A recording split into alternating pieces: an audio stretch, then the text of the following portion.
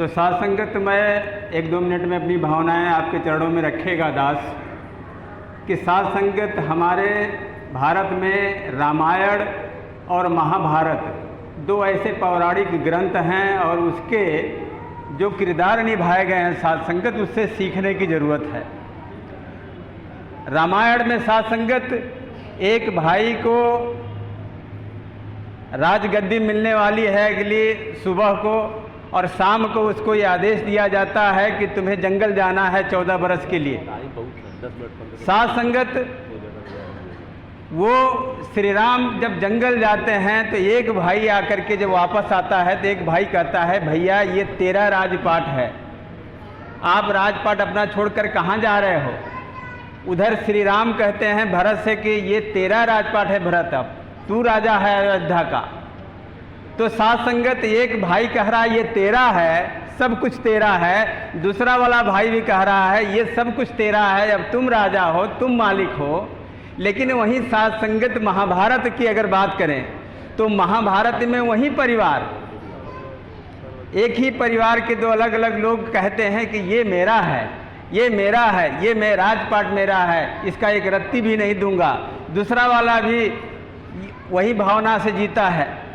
तो साध संगत कहने का भाव है जहाँ तेरा तेरा है कि तेरा है, सब कुछ तेरा है, साध संगत उसका परिवार खुशहाल रहता है, उसका परिवार का कभी विनाश नहीं होता। जहाँ अगर ये भावना आ जाती है कि ये मेरा है, मैं ये मेरा है, मैं एक रत्ती ज़मीन नहीं दूंगा, मैं एक टुकड़ा नहीं दूंगा, वहाँ पूरे परिवार का विनाश हो जाता है। ये 2 रामायण और महाभारत की 2 किस्से की कहानी है साध संगत।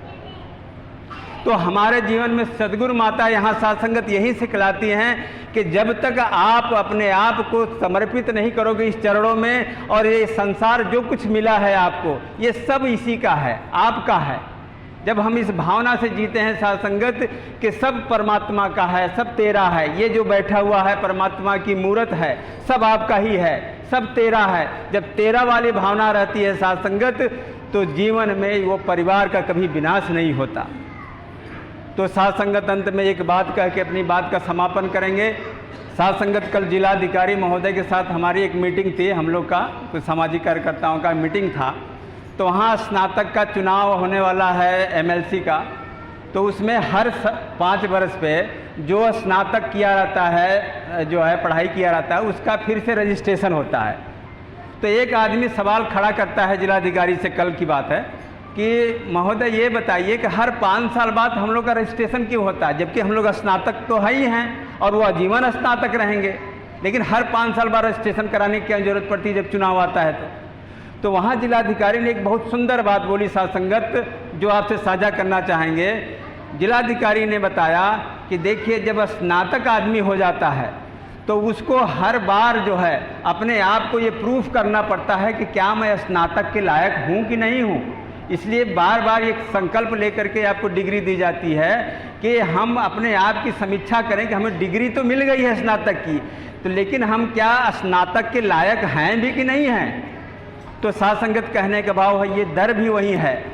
हम सभी भाई बहनों को साध संगत संत महात्माओं का दर्जा तो ये दे देता है, सर्टिफिकेट तो दे देता है, लेकिन साध संगत इसका मूल्यांकन हमें खुद करना है, क्या हम संत महात्मा के लायक बन पाए हैं कि नहीं बन पाए हैं।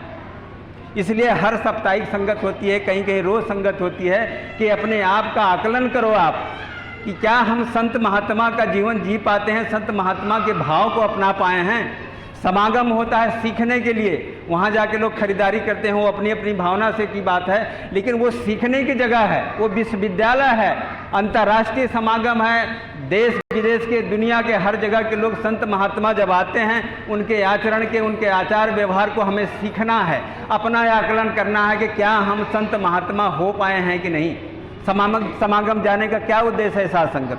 समागम जाने का एक ही उद्देश्य है कि अपने आप का आकलन करना कि क्या हम संत महात्मा हैं या हो पाए हैं। तो साध संगत समय का अभाव है, दास इन्हीं वचनों से आपके चरणों में क्षमा याचना चाहेगा। कृपा करो, बख्शिश करो कि दास जो बोल पाता है उसके जीवन में भी उतर पाए, एक संत महात्मा का जीवन जी सके। साध संगत प्यार से कहना जी।